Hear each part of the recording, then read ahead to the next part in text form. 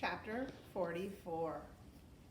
Zipping across the slick marble floor, Kyle and his team, trailed by Haley, practically slid into Community Room B, where Andrew Peckelman stood with a notebook, jotting down everything on their walls. "Hey!" shouted Akimi. "That's cheating!" Andrew spun around. His eyes were the size of tennis balls behind his goggle glasses. Listen to that. His eyes were the size of tennis balls. Okay. That's a comparison. That's a metaphor. Ooh. That's a metaphor. He sputtered. "You guys left the door open." "No, we didn't," said Kyle, extremely calm, especially considering how much he wanted to throttle Peckelman. "It locks automatically. I checked." I double-checked the door too," said Miguel. Kyle was surprised to hear it. "You did?" "You bet, bro. It's what teammates do." They knocked knuckles. "Well, you don't have anything but a stupid list of stupid books and stupid authors and stupid Bible verses." "A verse which?" boomed Mr. Lemoncello, whose face appeared on the video screen wall. "You would do well to memorize, Mr. Peckelman, that thou shalt not steal." Mr. Lemoncello was dressed in a curled white wig and a long black robe. He looked like a judge in England. He slammed down a rubber gavel on his desk. It made a noise like a whoopee cushion. "Will everyone kindly join me in the rotunda reading room?" At once. Everybody shuffled out of the room and into the rotunda. They were shocked. Mr. Lemoncello himself was seated behind the librarian's desk in the circular room. This was no hologram. This was the real deal. So Andrew just got caught breaking into their room. Mr. Lemoncello came on the video screen, and it turns out, where is he? In the library. He's actually there in the library. Charles, all smiles, made a grand entrance, descending down one of the spiral staircases. "Good morning," he called out cheerfully. "What's all the excitement? Did I miss something?" Wait, Charles is pretending like he doesn't know what Andrew was doing. You should. Whose idea was it for Andrew to break into the room? Charles. Uh-huh. "Your man Andrew was trying to cheat," said Miguel. "What? Oh, good morning, Mr. Lemoncello. I didn't expect to find you here inside the library. Isn't today your birthday, sir?" "Yes, Charles. And there's no place I'd rather be on my big day than inside a library, surrounded by books. Unless, of course, I could be on a bridge to Terabithia."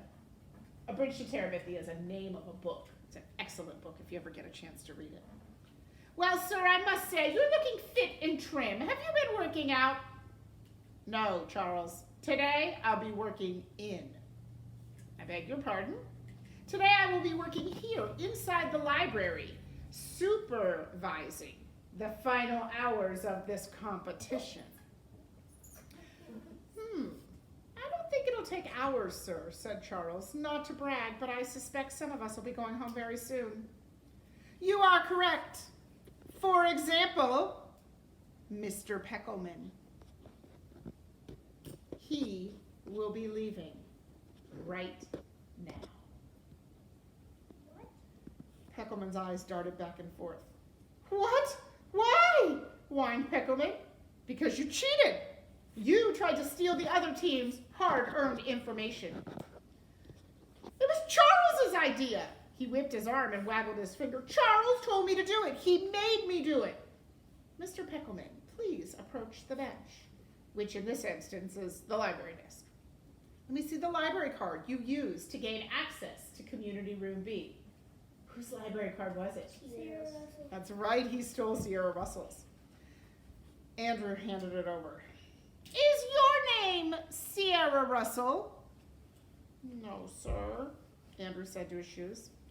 "He stole my card," said Sierra. She opened her book and pulled out the library card.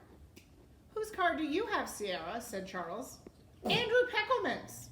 "Aha," said Charles. He pulled the old switcheroo, eh? "Because you told me to," said Peckelman. "Really?" Charles said, sniggering. "How dare you make such a scandalous accusation? Do you have any proof?" "What's a scandalous accusation. No clue. Well, accusation has the word accuse in front of it. If you accuse somebody of something, it means you're saying they did it. So Andrew is saying it was Charles's idea. The accusation is he's accusing Charles of coming up with the idea. That's what you did. I don't need any proof. You bullied me into stealing Sierra's card. Mr. Lemoncello banged his gavel again, and thus ends the story of Andrew and the terrible, horrible, no good, very bad day. That's from that book, Alexander and the Terrible, Horrible, No Good, Very Bad Day. Mrs. Bunny, a hologram of the little old lady from Goodnight Moon, hopped onto the librarian's desk. Good night, Andrew, said the bunny. Your time with us is through. Clarence and Clement, the security guards, appeared. They escorted Peckelman out of the building. Sir, said Sierra, would you like Andrew's library card for the discard pile? No, thank you. That card is now the property of Team Kyle. Haley Daly raised her hand. Yes, Haley.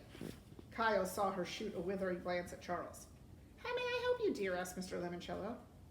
Well, sir, Haley said, if it's okay with you, I'd like to switch sides.